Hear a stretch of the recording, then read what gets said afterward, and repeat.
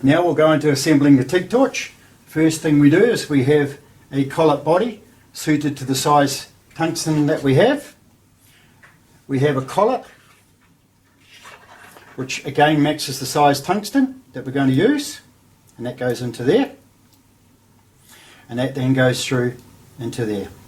We have a nozzle which we can get from our nozzle selection. I've selected a number 5 for this case. We then put our TIG torch together. We put the tungsten and that through there and make sure that our collet body is nice and tight.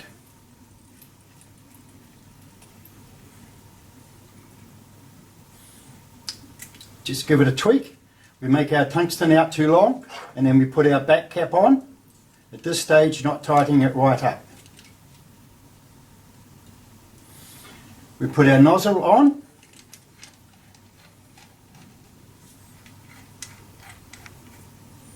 Making sure we give it an extra tweak. We then adjust our stick out on DC about 8 to 10 mil, and we tighten our back cap up, and the TIG torch should be good to go. The next we're going to do is connect our TIG torch to the DC welder. Now when we're connecting to a DC welder, we have a negative and a positive. The TIG torch always goes into the negative slot. So put it in there and we give it a nice tweak. We then connect our gas hose.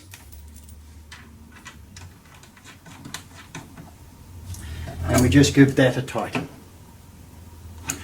We then put in our control lead, and that goes into the plug, making sure that it goes in the correct way. Give it a push and then tighten it up. We then connect our earth, and on a TIG torch, it should always, to a TIG machine, should always connect into the positive side. So I connect that into the positive side and give it a tweak. Make sure that we connect the earth to the job securely, and we're ready to set the welder up.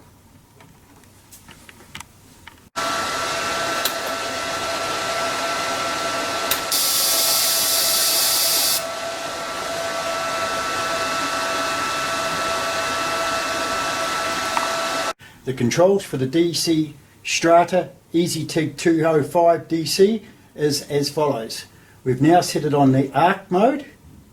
I push that button, it goes into DC HF start. I push it again, it goes into DC lift arc. So I'm going to put it into DC HF start. The second one down here is that we have special pulse, which we can set up.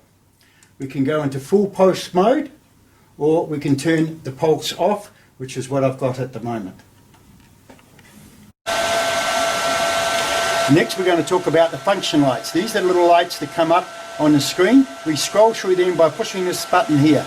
The first one is pre-gas. This one allows the gas to come through before we pull the trigger and the arc ignites, so we can have a good gas start and it will start cleanly. In 2T we will miss out the start current light. We go straight up to ramp up. Ramp up I'm going to set at a half a second. The next one I work on is peak current. This is the one you adjust up and down depending on the thickness of material that you're going to weld. The one after that is downslope. Now downslope is there to fill up the little pinhole at the end of welding. Now I personally set the downslope at about 1.5 seconds.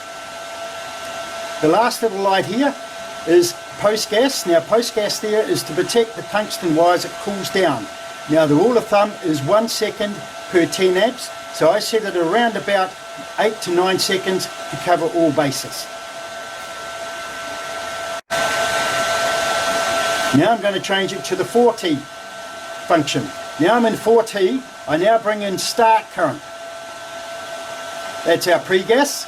Now start current allows the puddle to stay at this amperage until you take your finger off the trigger.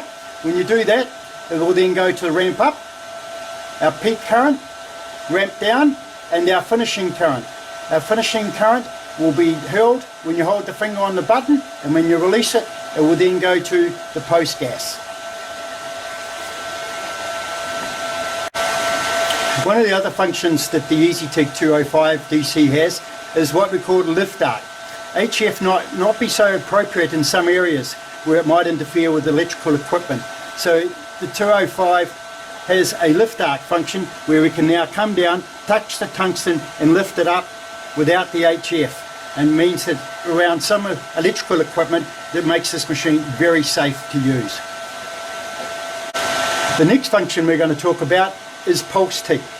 The Strata EZITIG205DC has a pulse function. Now the advantages of pulse function is that we can now put in some heat, let it cool down, put in some heat, let it cool down. This works really well when you're trying to work out of position or working on corners. How we put it into this mode is very easy. We put our finger on this button, push it twice, and we now go into our pulse function. With our pulse function, we need to set our peak amps, which I've in this case set it at 100 amps. Now if I scroll it through, I'm now going to set my base current, which I've set at 40 amps.